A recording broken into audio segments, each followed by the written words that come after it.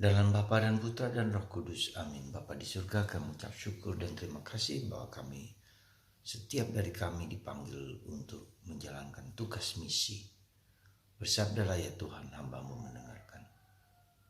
Bantu kami untuk mengenali kehendak-Mu, misi yang Kau berikan kepada kami. Terpujilah nama-Mu kini dan sepanjang segala masa. Amin. Para saudaraku terkasih dalam Kristus, kita hari ini mendengarkan panggilan Samuel. Ketika dia masih kecil, dia berada di dalam magang dari Imam Eli. Dan ketika dia tidur, dia mendengarkan suara panggilan Samuel, Samuel sampai ketiga kalinya. Dan dia bertanya kepada Imam Eli apakah dia memanggil. Sadarlah mereka bahwa pada akhirnya Tuhan yang memanggil mereka. Setelah 3 kali barulah Samuel sadar dan Imam Eli juga sadar. Saudara, kita pun memiliki proses panggilan. Apa yang Tuhan kehendaki bagi kita secara pribadi? Dibutuhkan suatu keheningan, suatu keadaan di mana kita bisa mendengarkan suara Tuhan meski tidak mampu memahami, mengertinya. Tapi lama-kelamaan ada berproses. Dan itu kita butuh seorang pembimbing, ya, Imam Eli. Kalau mau serius dengan panggilan kita, maka itulah yang harus kita usahakan jalankan. Kita memberi waktu yang cukup untuk mendengarkan kehendak Tuhan. Untuk mendengarkan apa yang Tuhan kehendaki kepadaku, supaya aku bisa melakukan kehendak Bapa. Dan demikian juga kita harus berdialog dengan pembimbing rohani kita.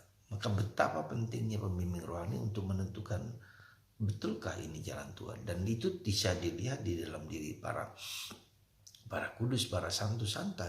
Mereka punya pembimbing sendiri untuk mengenali betulkah ini kehendak Tuhan.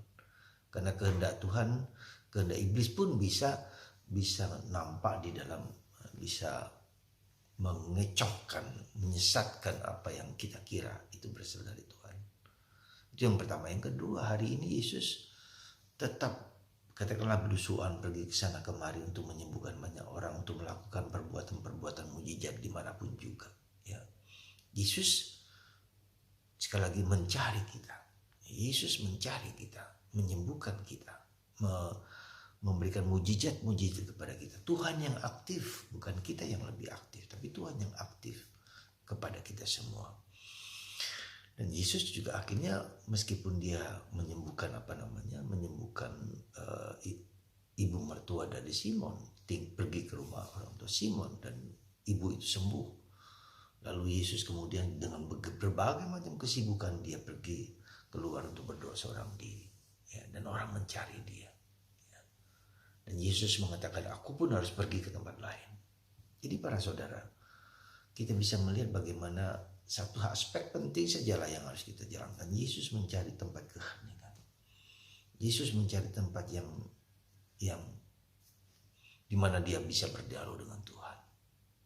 Maka mari saudara, kalau Anda dan saya saya saja yang biasa mencari keheningan, betapa sulitnya mendengarkan kehendak Tuhan. Karena kita lebih fokus kepada apa yang kuinginkan, bukan apa yang Tuhan inginkan dalam diriku.